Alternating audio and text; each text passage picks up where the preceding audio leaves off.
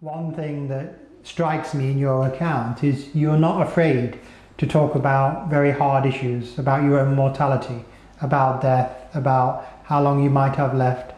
Okay, I know you've beaten the odds already, but the truth is you are talking in very black and white terms, and not everyone's able to do that. In society, we're often not comfortable talking about our own mortality, but you are, and you're able to face those. Is it an advantage in terms of planning your affairs, that kind of thing, to be able to, think about your own mortality and address it? I have no fear of dying at all, absolutely none whatsoever. It will happen, whether I like it or not, whether I have stomach cancer or not, I will die. That's the end of the story. I'm 68. I'm hopefully a few years away from dying, but on the other hand, I'm a few years nearer dying, bearing in mind that I have gone, as I've said already, past my sell-by date. As I said at the time, when I actually was given a sell-by date, I was given a lease of life, in a sense, in that I could things that, quite frankly, you wouldn't think about. With great respect to perhaps your age, Dr. Mitchell, or your age, Heather, a lot of people of that age do not think about the future and what's going to happen when they die. And then suddenly, totally out of the blue, sorry, you're terminally ill. You've got stomach cancer. And you say, oh my God.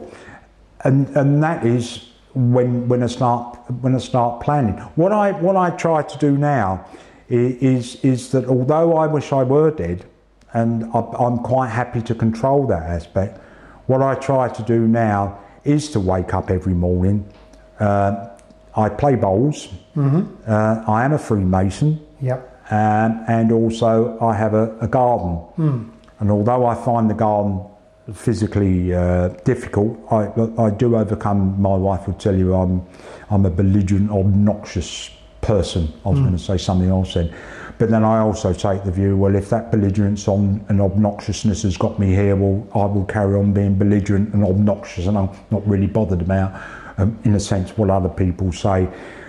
People in the bowling club are absolutely marvellous. They've given me a new lease of life. I would say that in fairness to them. I've never played bowls. They are such lovely, lovely people, and they themselves have lost loved ones through cancer and through various illnesses, and of course have people suffering with various cancers and various difficulties. So they are of a great help, but initially I'm not afraid of dying. No. It's an inevitable fact of life which I've accepted a long, long time ago. But by the same token, you haven't given up at all. You're still active, you're still maintaining some positive activities, and you're still actually maintaining a quality of life that means, from my point of view, I want to know your answer, it seems like it's worthwhile living right now.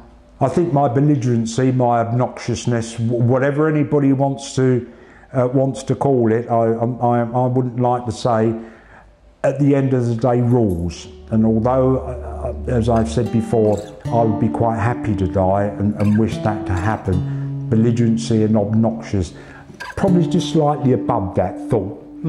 And then, of course, if I do go, then of course there's my wife. So I have to keep